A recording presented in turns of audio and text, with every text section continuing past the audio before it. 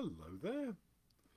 It's me again, Matt Lake, and I have some old timey stories here to read you.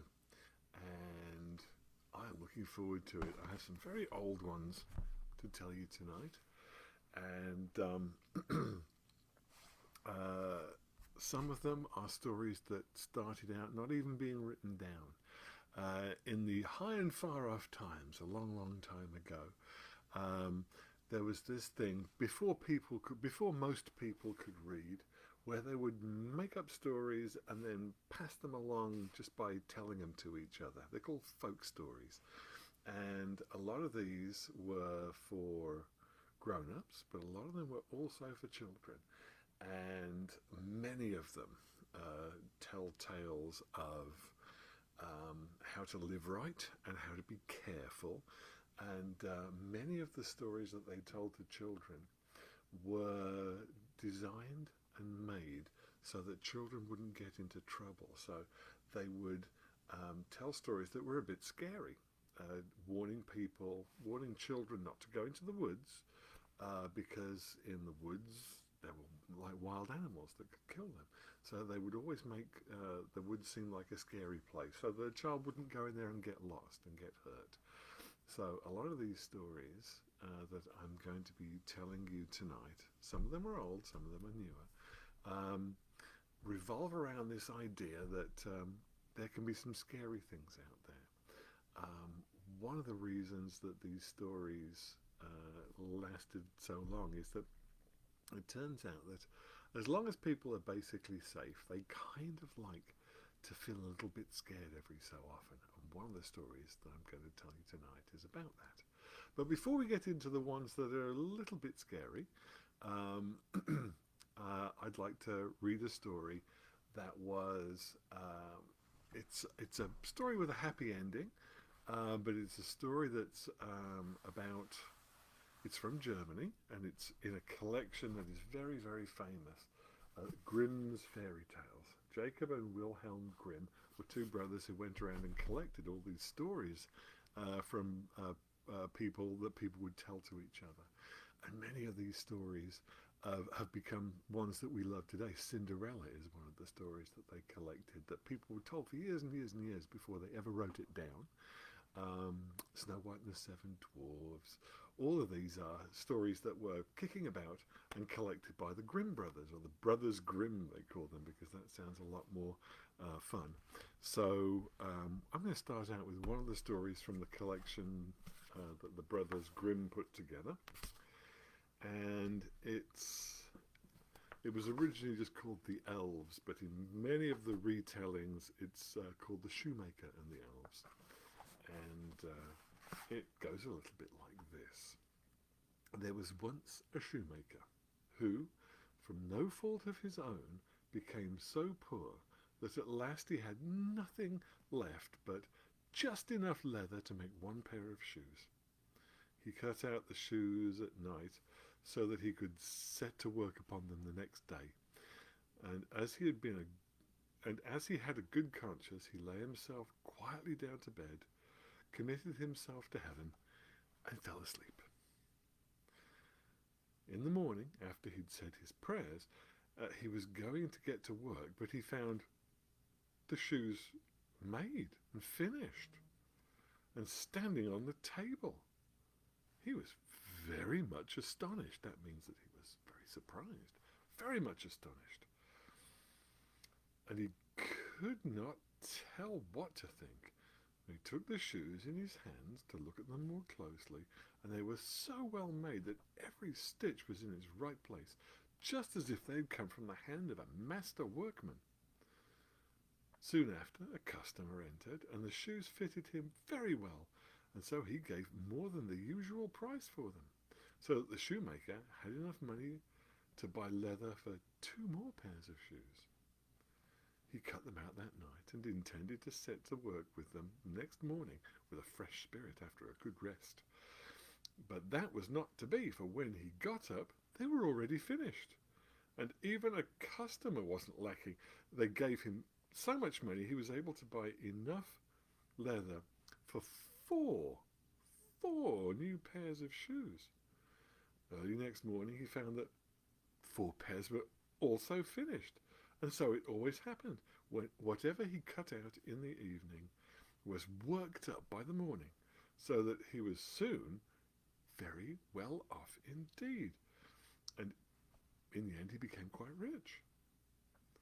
So one night, not long before Christmas, when the shoemaker had finished cutting out, and before he went to bed, he said to his wife, "How would it be if we were to sit up all night and see who it is that does this work for us?" Well, his wife agreed, and they set a little candle out to burn, and they both hid in a corner of the room behind some coats that were hanging up, and they began to watch. And as soon as it was midnight, they saw two tiny little men came in, terrible clothes, ragged clothes, and they sat themselves down at the shoemaker's table, and they took up the work that was already prepared. They began to stitch and to pierce and to hammer so cleverly and quickly with their little fingers that the shoemaker's eyes could scarcely follow them. And they never left off work until everything was finished and standing by the table, and then they jumped off and ran away. The next morning the shoemaker's wife said to her husband, "Those little men have made us rich, and we ought to show ourselves grateful. With all their running about and having nothing to cover them, they must be very cold. I tell you what, I'll make little shirts and coats, waistcoats and breeches for them, and knit each of them a pair of stockings, and you shall make them each a pair of shoes." The husband thought that was a great idea. And at night, when everything was finished, they laid the gifts out together on the table instead of all the cut-out work they had used to, and they put themselves so they could observe how the little men would behave. When midnight came, they rushed in, ready to set to work, but what they found, instead of pieces of prepared leather, were neat little garments put out ready for them.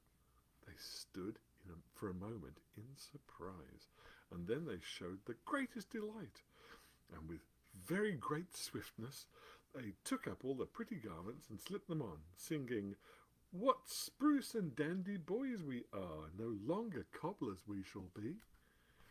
And they hopped and danced about, jumping over the chairs and tables, and at last they danced out of the door. And from that night on, nobody ever saw them again. But the shoemaker was always well off as long as he lived, and whatever he took his hand to prospered.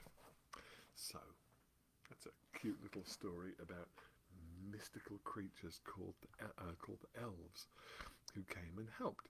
Now, there were lots of stories about these helper elves, creatures that would come by and do your work for you.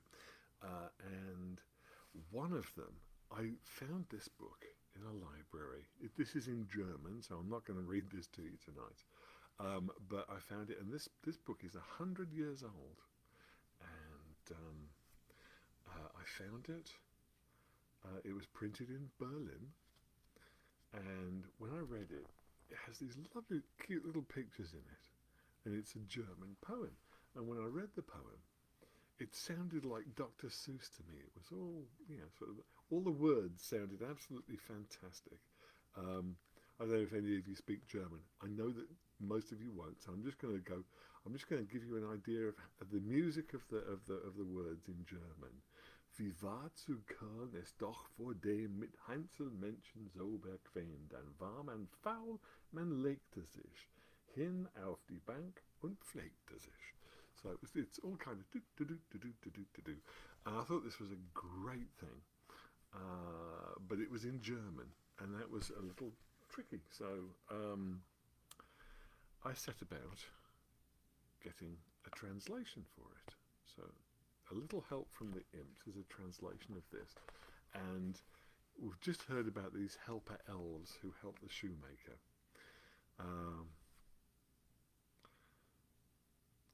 And this is about a group of little characters, we call them imps, who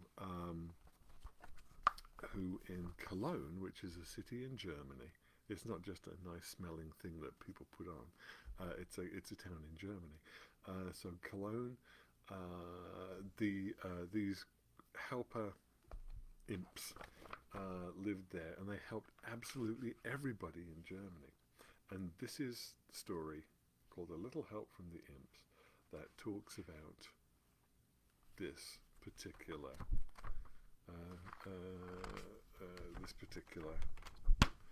thing.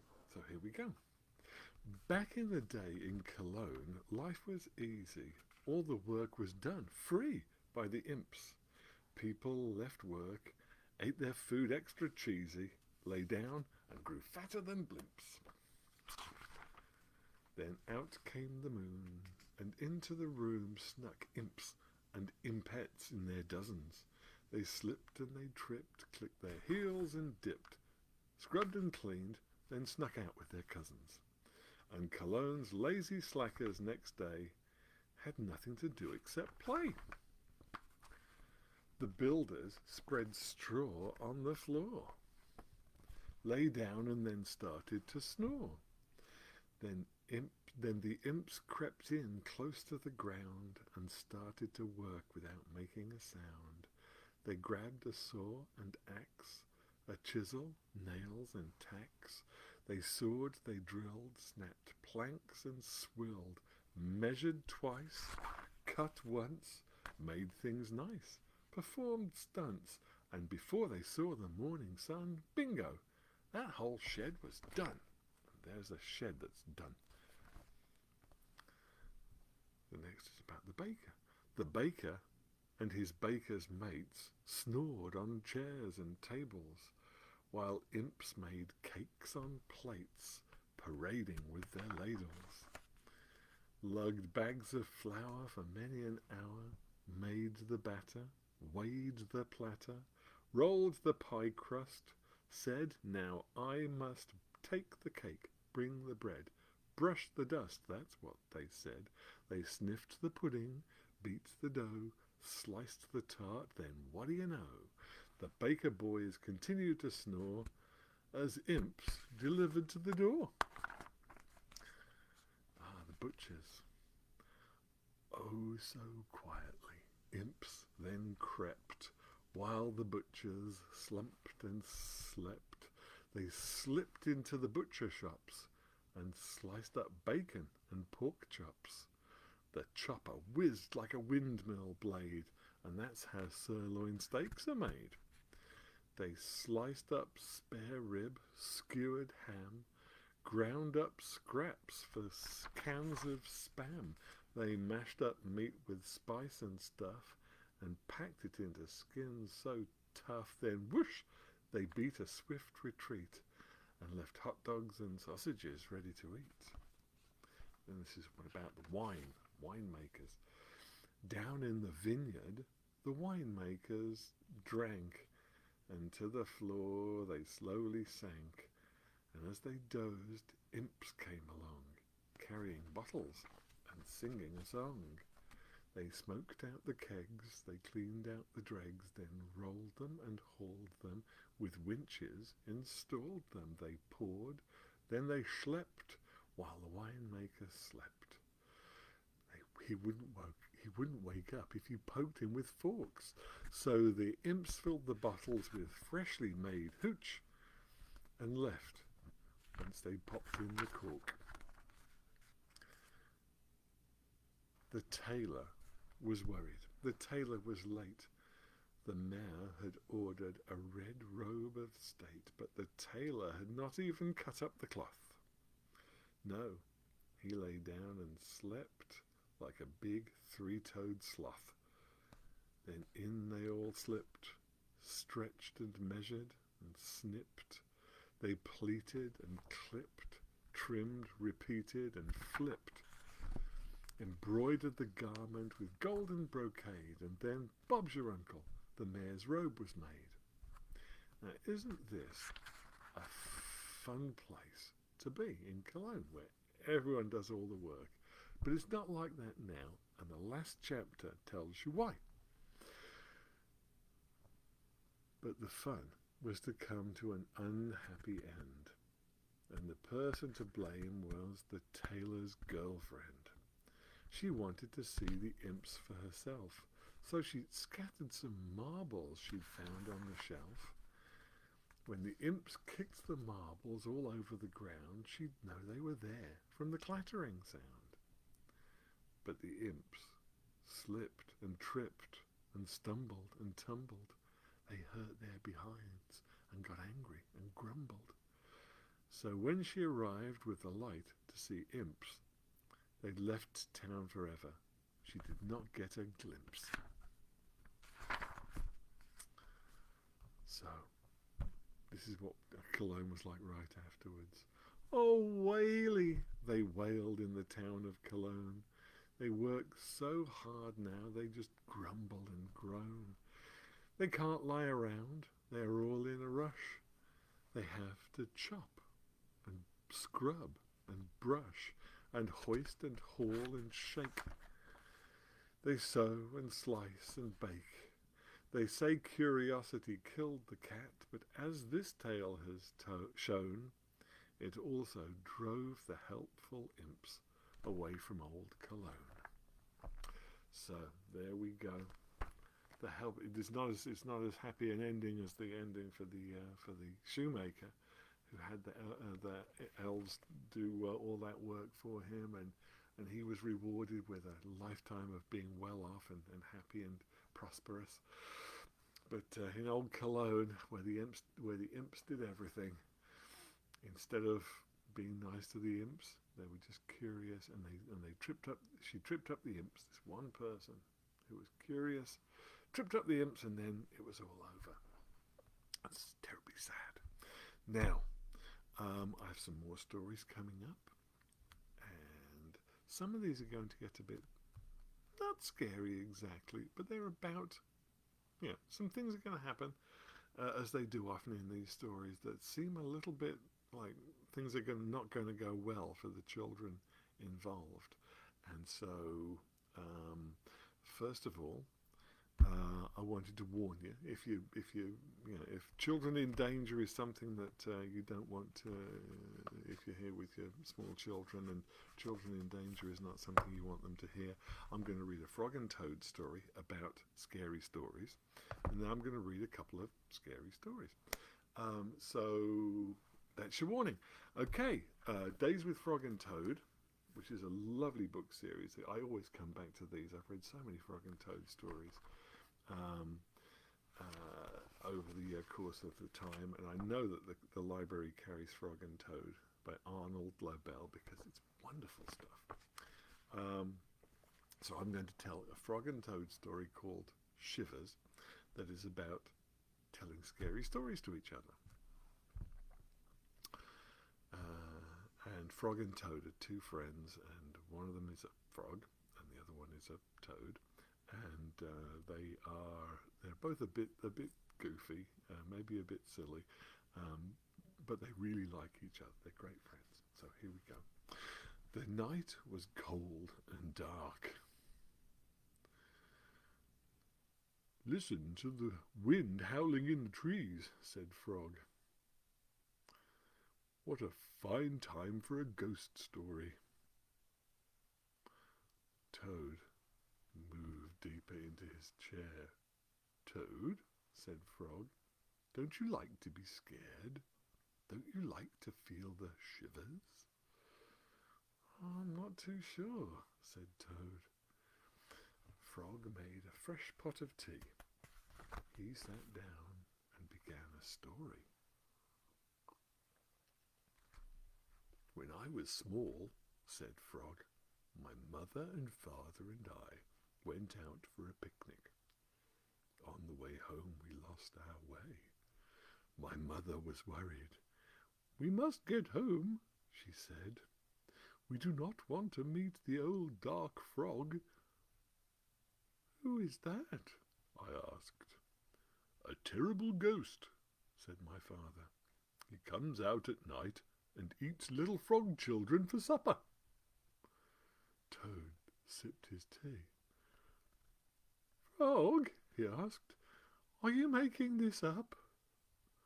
"Maybe yes, and maybe no," said Frog.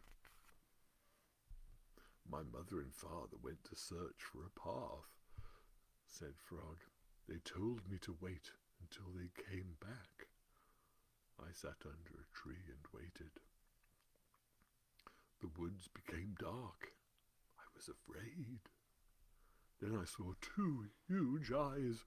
It was the old dark frog. He was standing near me. There he is, the old dark frog. And there is little frog down there. Look at the size of this huge frog. Frog, asked Toad, did this really happen? Maybe it did, and maybe it didn't, said Frog. Frog went on with the story. The dark frog pulled a jump rope out of his pocket. I'm not hungry now, said the dark frog. I have eaten too many tasty frog children. But after I jump rope 100 times, I will be hungry again, and then I will eat you. The dark frog tied one end of the rope to a tree. Turn for me, he shouted. I turned the rope for the dark frog. He jumped 20 times. I'm beginning to get hungry, said the dark frog. He jumped 50 times. I'm getting hungrier, said the dark frog. I'm very hungry now, said the dark frog. Look at this, he's jumping rope. What happened then? Asked Toad. I had to save my life, said Frog. I ran around and around the tree with the rope. I tied up the old dark frog. See what he's doing there? There he is. He's got the jump rope and he's tying up the feet of the old dark frog. I tied up the old dark frog. He roared and screamed. I ran away fast. I found my father and mother, said Frog. We came safely home. Frog, asked Toad, was that a true story? Maybe it was, and maybe it wasn't, said Frog. Frog and Toad sat close by the fire. They were scared. Their teacups shook in their hands. They were having the shivers. It was a good, warm feeling. So that is why some scary stories sometimes work. You're there with some friends, you're sitting close together, you know you're safe, and you hear a story that makes you a little bit scared. And I have some folklore stories here from a long time ago that are about children being in danger, but they all come out all right in the end. So if you feel like having the shivers like Frog and Toad, I will read you a couple of stories like that, where there's some danger, but the children come out all right in the end. So I'm going to start out talking about this crazy old witch from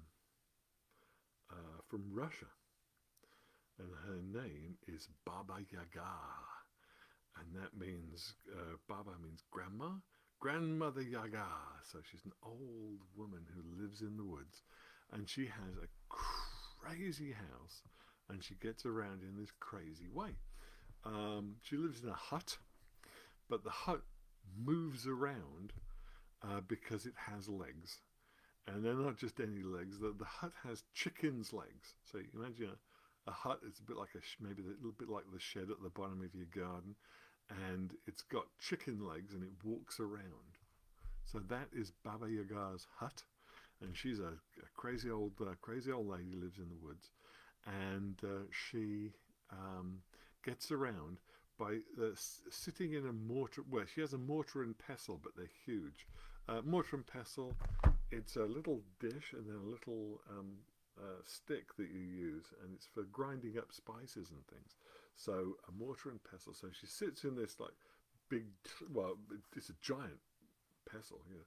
So in this big thing, and it's big dish, and she gets a big kind of like ceramic stick, like it's made out of the same stuff that your plates are made out of, and she pushes herself around like she's in a boat or something, and she pushes herself through the forest with this mortar and pestle. So she's this wild and crazy looking figure, but she's quite scary. Um, and I've got a story here about a young boy who's called like the Kid, and he lives with a cat and a sparrow. And this is a story called Baba Yaga and the Kid. Once upon a time, there lived a cat, a sparrow, and a young boy. The cat and the sparrow went to cut wood for the fire, and they said to the Kid, "You look after the house, but watch out. If Baba Yaga comes and starts counting the spoons, don't say anything. Be quiet." "All right," said the Kid. The cat and the sparrow left, and the Kid climbed up on the stove and sat behind the stovepipe where it was warm. Suddenly, Baba Yaga appeared, picked up the spoons and started counting. "This is the cat's spoon, this is the sparrow's spoon, and this third one must be the Kid's." The Kid couldn't bear it, and he shouted, "Baba Yaga, don't you touch my spoon!" Baba Yaga grabbed the Kid, got into her mortar, and pushed herself off with the pestle. She rode along, pushing along with the pestle, and swept away her tracks with the broom so no one would know where they were going.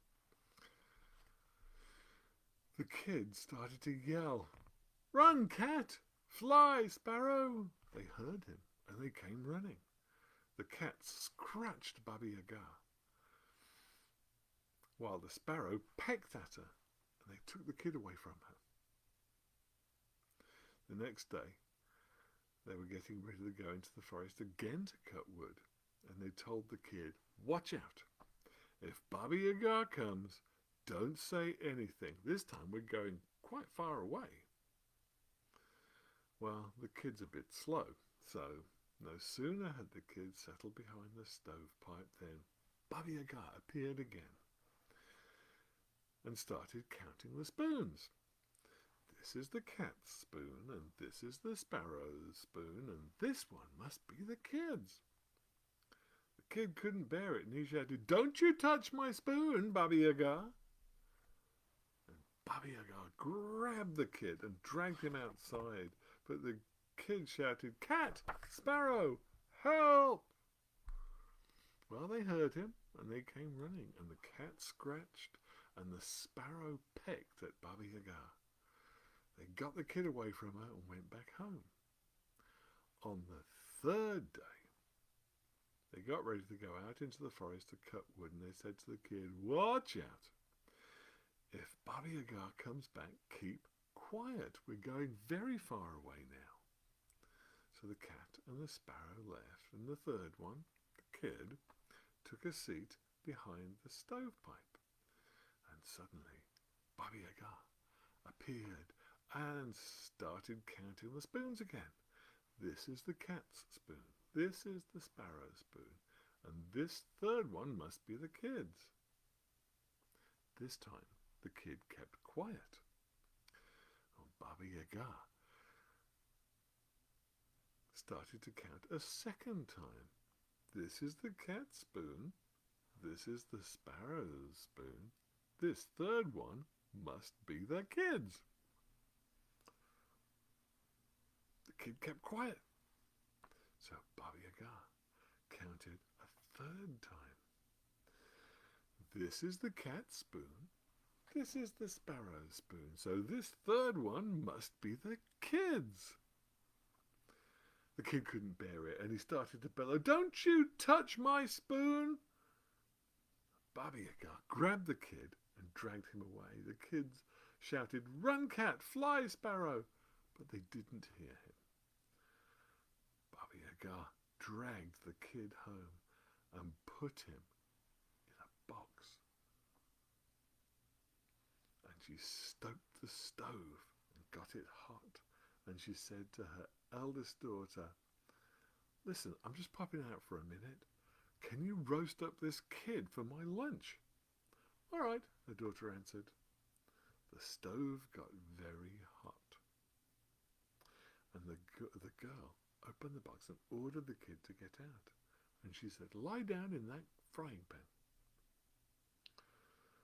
So the kid lay down in the pan and he stuck one leg up way high pointing at the ceiling and the other one pointing down to the ground. And the girl said, "Not that way." And the kid said, "Well, how? I don't know how. You go ahead and show me." So Baba Yaga's daughter lifted him out and she sat down in the pan and lay down just the way she wanted him to lay down. So the kid grabbed a lid, banged it on top of the pot and shoved her into the oven. And then he went back and sat and waited for Baba Yaga to arrive. And then Baba Yaga came running and said, "I want to roll, I want to loll around on the kid's bones." And the kid said, "Roll and loll around on your own daughter's bones. She's the one that's cooking." Baba Yaga gasped and took a look. Yeah, it was her own daughter being roasted. So she shouted, "Oh, you scoundrel, just you wait.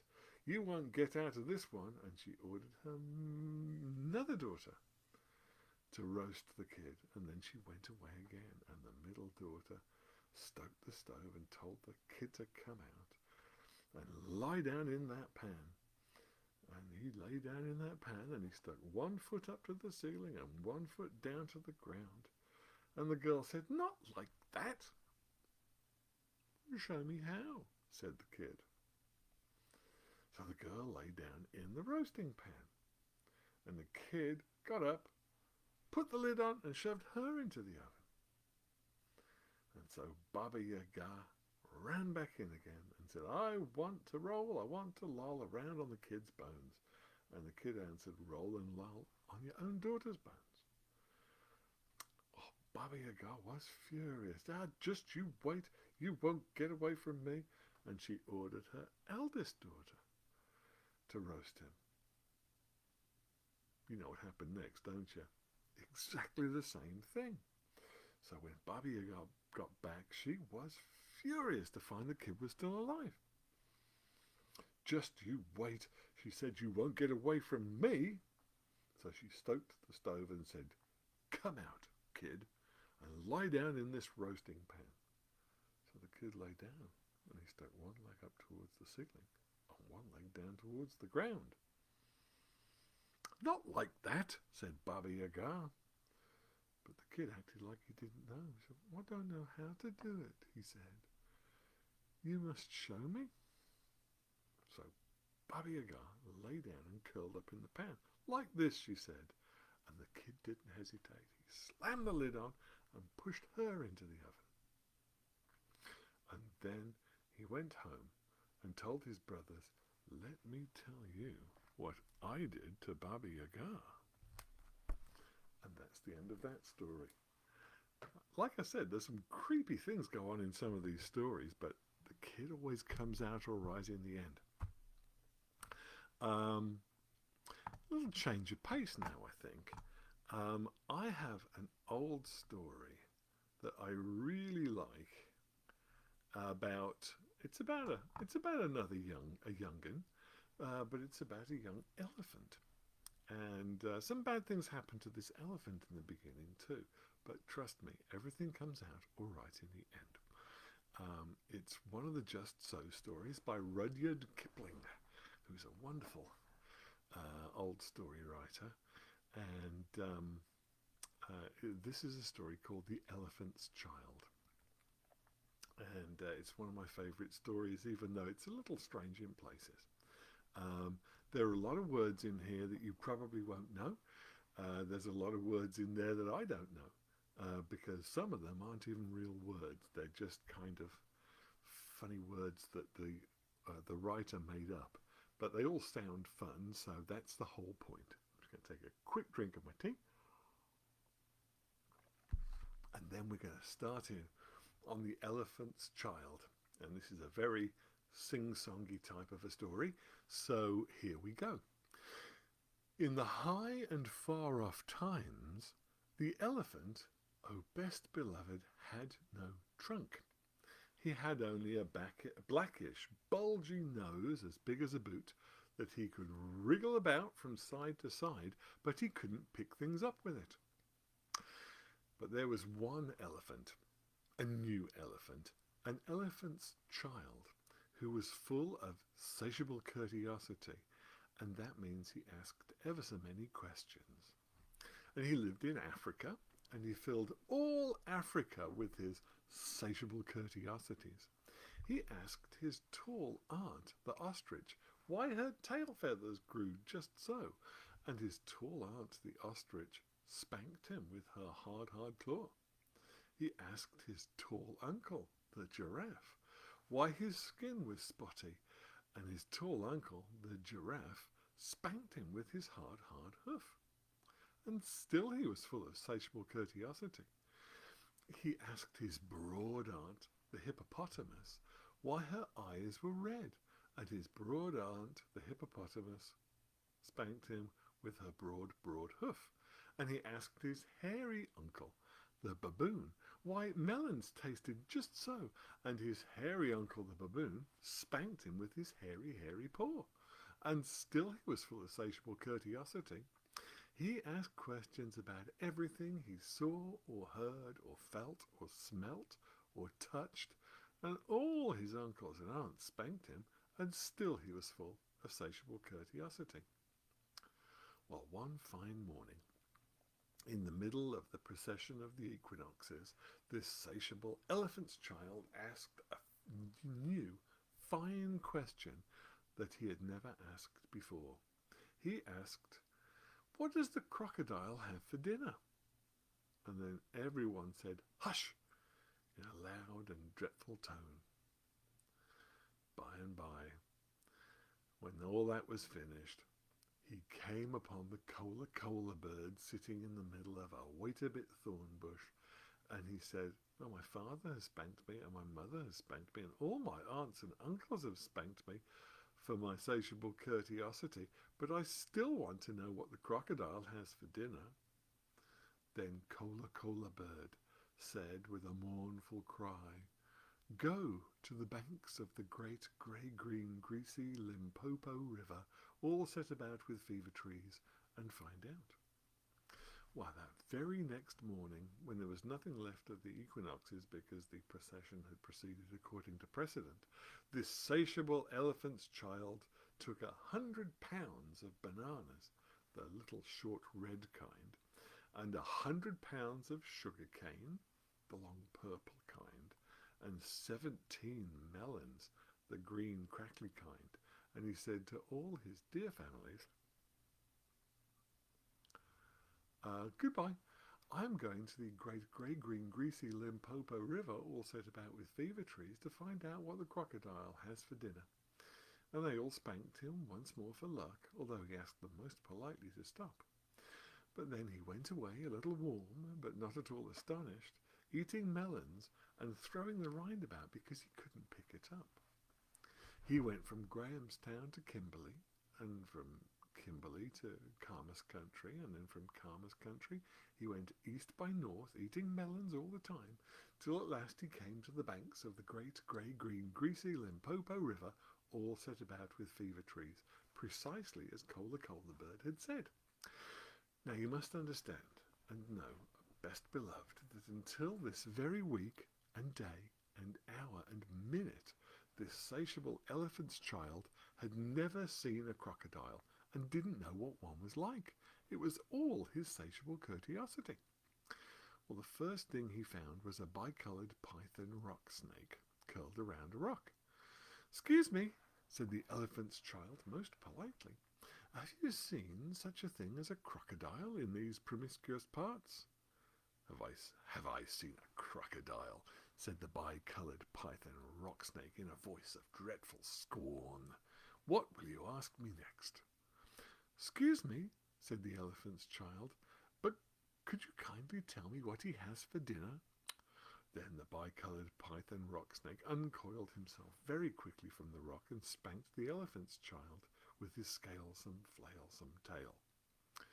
That's odd, said the elephant's child, because my father and my mother and my uncle and my aunt, not to mention my other aunt the hippopotamus and my other uncle the baboon, have all spanked me for my insatiable courteosity, and I suppose this is the same thing.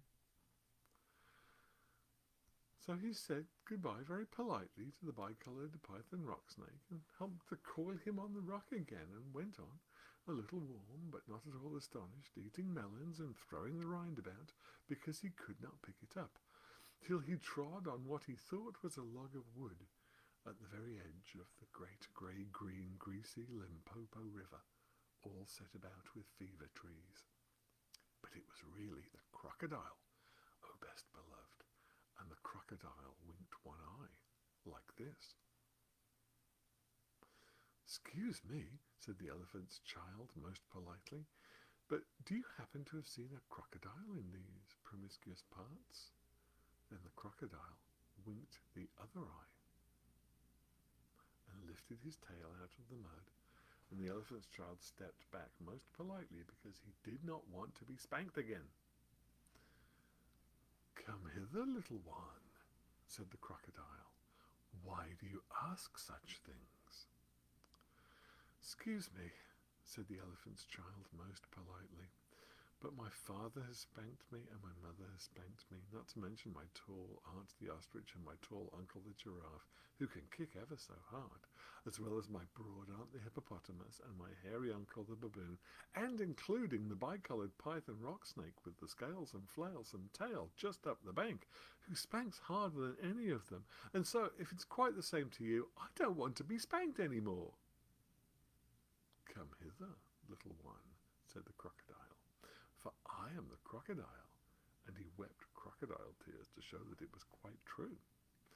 Then the elephant's child grew all breathless and panted and kneeled down on the bank and said, You're the very person I've been looking for all these long days. Will you please tell me what you have for dinner?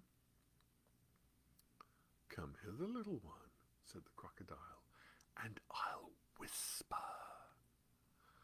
Then the elephant's child put his head down very close to the crocodile's musky, tusky mouth, and the crocodile caught him by his little nose, which up until that very week, day, hour and minute had been no bigger than a boot, though much more useful. I think, said the crocodile, but he said it between his teeth like this, I think today I will begin with elephant's child. At this, O best beloved, the elephant's child was much annoyed, and he said, speaking through his nose like this, Let go! You're hurting me! Then the bi-coloured python rock snake scuffled down the bank and said, My young friend, if you do not now immediately and instantly pull as hard as ever you can, it is my opinion that your acquaintance in the large pattern leather ulster, and by this he meant the crocodile, will jerk you into yonder limpid stream before you can say Jack Robinson. This is the way all bi-coloured python rock snakes talk. Then the elephant's child sat back on his little haunches and pulled and pulled and pulled, and his nose began to stretch. And the crocodile floundered in the water, making it all creamy with great sweeps of his tail, and he pulled and pulled and pulled. And the elephant's child's nose kept on stretching, and the elephant's child spread his 4 little legs and pulled and pulled and pulled, and his nose kept on stretching, and the crocodile threshed his tail like an oar, and he pulled and pulled and pulled, and at each pull the elephant's child's nose grew longer and longer, and it hurt him hideous. Then the elephant's child felt his legs slipping, and he said through his nose, which was now nearly 5 feet long, "This is too much for me." Then the bicoloured python rock snake came down from the bank and knotted himself in a double clove hitch around the elephant's child's hind legs, and said, "Rash and inexperienced traveller, we will now seriously devote ourselves to a little high tension, because if we do not, it is my impression that yonder self-propelling man of war with the armour-plated upper deck," and by this, O best beloved, he meant the crocodile, "will permanently vitiate your future career." This is the way all bicoloured python rock snakes talk. So he pulled, and the elephant's child pulled, and the crocodile pulled, but the elephant's child and the bicoloured python rock snake pulled hardest, and at last the crocodile let go of the elephant's child's nose with a plop you could hear all up and down the Limpopo. Then the elephant's child sat down most hard and sudden, but he first was careful to say "thank you" to the bicoloured python rock snake, and next he was kind to his poor pulled nose, and he wrapped it up in cool banana leaves, and he hung it in the great grey-green greasy Limpopo to cool. "What are you doing that for?" said the bicoloured python rock snake. "Excuse me," said the elephant's child, "but my nose is badly out of shape, and I'm waiting for it to shrink." "Then you'll have to wait a long time," said the bicoloured python rock snake. "Some people do not know what is good for them." The elephant's child sat there for 3 days, waiting for his nose to shrink. But it never grew any shorter, and besides it made him squint. For, O best beloved, you will see and understand that the crocodile had pulled it into a really truly trunk, same as all elephants have today. At the end of the 3rd day, a fly came and stung him on the shoulder, and before he knew what he was doing, he had lifted up his trunk and hit that fly dead with the end of it. "Vantage number 1, said the bicoloured python rock snake. "You couldn't have done that with a mere nose. Try and eat a little now." Well, before he thought what he was doing, the elephant's child put out his trunk and plucked up a large bundle of grass, dusted it clean across his forelegs, and stuffed it into his own mouth. "Vantage number 2, said the bicoloured python rock snake. "You couldn't have done that with a mere nose. Don't you think the sun's very hot here?" "It is," said the elephant's child, and before he thought what he was doing, he schlooped up a big schloop of mud from the banks of the great grey-green greasy Limpopo and slapped it on his head, where it made a cool, schloopy, sploshy mud cap all trickly behind his ears. "Vantage number 3, said the bicoloured python rock snake. "You couldn't have done that with a mere nose. Now, how do you feel about being spanked again?" "Excuse me," said the elephant's child, "but I should not like it at all." "How would you like to spank somebody?" said the bicoloured python rock snake. "I should like it very much indeed," said the elephant's child. "Well," said the bicoloured python rock snake, "you'll find that new nose of yours very useful to spank people with." "Thank you," said the elephant's child. "I'll remember that. And now I think I'll go home to all my dear families and try." So the elephant's child went home across Africa, whisking his trunk. When he wanted fruit to eat, he pulled fruit down from the tree instead of waiting for it to fall as he used to. When he wanted grass, he plucked grass up from the ground instead of going down on his knees as he used to. And when the flies bit him, he broke off a branch of a tree and used it as a fly whisk, and he made himself a new cool, slushy, squishy mud cap whenever the sun was hot. And when he felt lonely walking through Africa, he sang to himself down his trunk, and the noise was louder than several brass bands.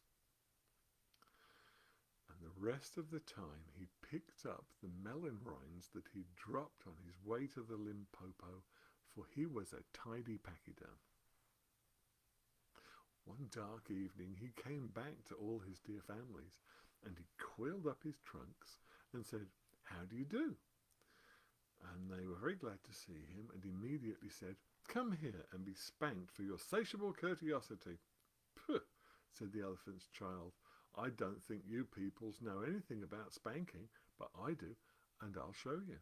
And then he uncurled his trunk and knocked two of his brothers head over heels.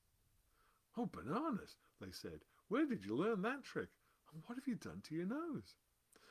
"I got a new one from the crocodile on the banks of the great grey-green greasy Limpopo River," said the elephant's child. "I asked him what he had for dinner, and he gave this to me to keep." "Well, it looks very ugly," said his hairy uncle, the baboon. "It does," said the elephant's child, "but it's very useful." And he picked up his hairy uncle, the baboon, by one hairy leg and threw him into the hornet's nest. Then that bad elephant's child spanked all his dear families for a long time, till they were very warm and greatly astonished. He pulled out his tall ostrich aunt's tail feathers, and he caught his tall uncle, the giraffe, by the hind leg and dragged him through a thorn bush. And he shouted at his broad aunt, the hippopotamus, and blew bubbles into her ear when she was sleeping in the water after meals. But he never let anyone touch Cola Cola Bird. At last things grew so excited that his dear families went off one by one in a hurry to the banks of the great grey-green greasy Limpopo River, all set about with fever trees, to borrow new noses from the crocodile. And when they came back, nobody spanked anybody anymore, and ever since that day, O best beloved, all the elephants you'll ever see, besides all those that you won't, have had trunks precisely like the trunk of the elephant's child. And that is the end of the story. Now, that's not really how the elephant got his trunk, but it's a fun story describing it. And it's really a story about people being mean to other people because they were a bit different.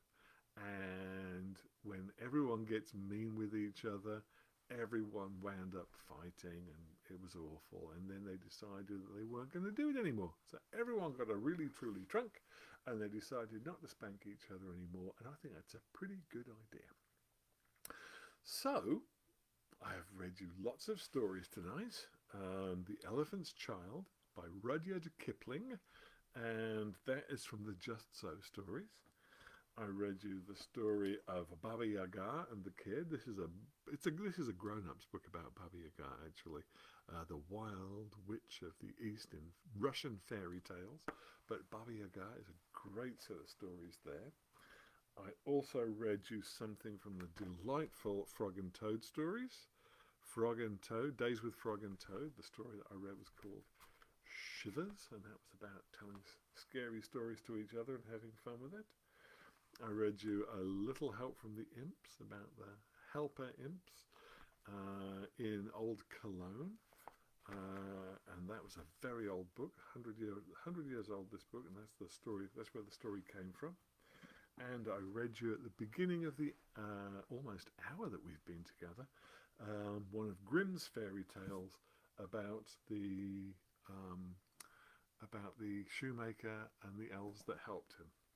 So that's a lot of stories. We've spent a lot of time together. I hope you've had fun. I hope you've enjoyed them. And for right now, I think that what I'm going to do is wish you a very good night. And if you are going to indulge in any scary stories, make sure you're with somebody that's going to enjoy them with you, so that you can have the shivers together and enjoy it with friends. So, once again, my name is Matt Lake. I'm going to go away now. Good night. Sleep well.